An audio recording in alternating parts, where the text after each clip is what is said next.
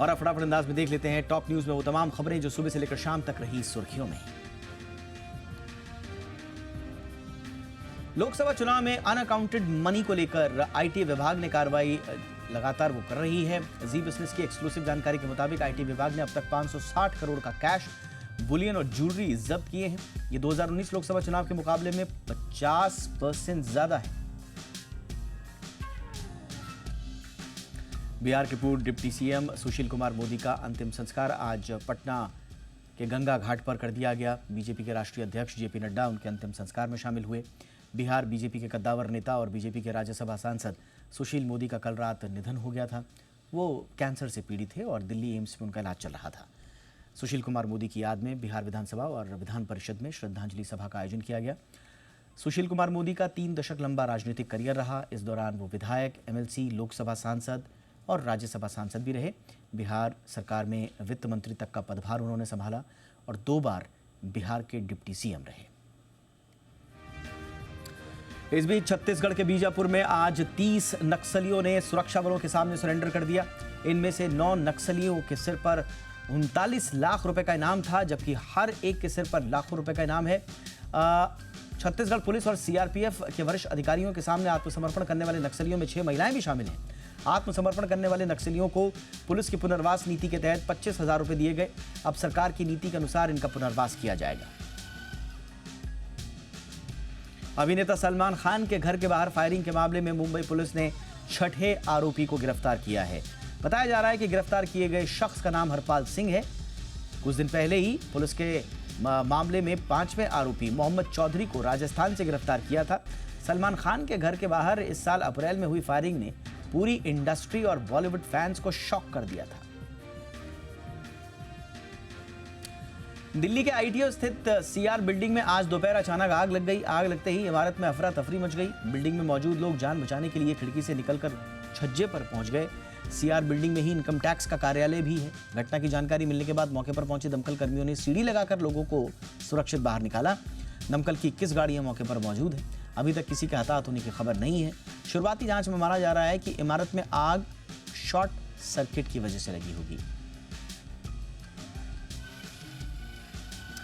भारतीय वायुसेना ने आज आगरा में जहाज से पोर्टेबल हॉस्पिटल भीष्म को एयर ड्रॉप किया।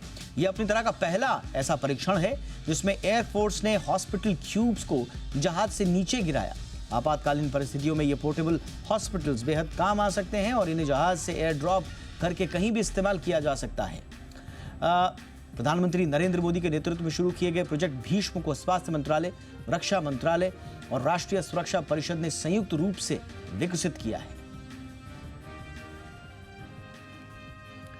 अप्रैल महीने में थोक महंगाई बढ़कर 1.26% पर पहुंच गई है। यह होलसेल महंगाई का 13 महीने का उच्चतम स्तर है। इससे पहले मार्च 2023 में थोक महंगाई दर 1.34% थी।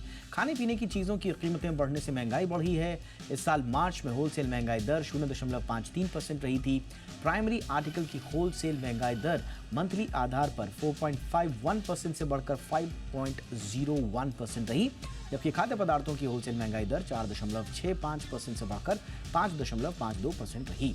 अप्रैल में मैन्युफैक्चर्ड प्रोडक्ट WPI मंथली आधार पर -0.85% से बढ़कर -0.42% रही।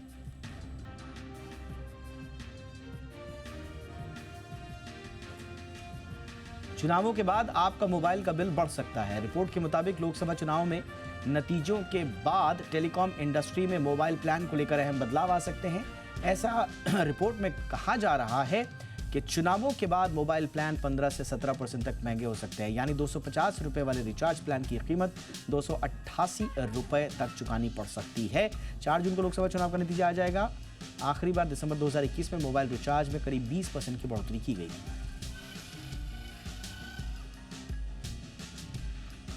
इंश्योरेंस स्टार्टअप गो डिजिट जनरल इंश्योरेंस का आईपीओ कल से निवेश के लिए खुलने जा रहा है। आईपीओ के लिए प्राइस बैंड 258 से 272 रुपए प्रति शेयर तय किया गया है। कंपनी का इरादा इस आईपीओ से 2615 करोड़ रुपए जुटाने का है।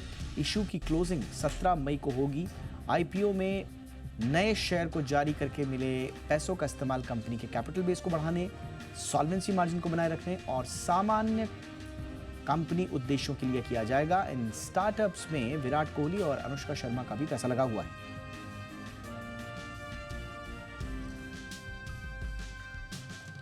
Private equity firm Krish capital ने देश की प्रमुख eye care chain Centre for Sight में $10 करोड़ का निवेश किया है। सेंटर फॉर साइट नई Delhi based I care chain है। इस निवेश में क्रिश कैपिटल ने प्राइमरी इन्वेस्टमेंट के साथ ही महिंद्रा एंड महिंद्रा लिमिटेड की सब्सिडियरी महिंद्रा होल्डिंग लिमिटेड की पूरी हिस्सेदारी भी खरीद ली है।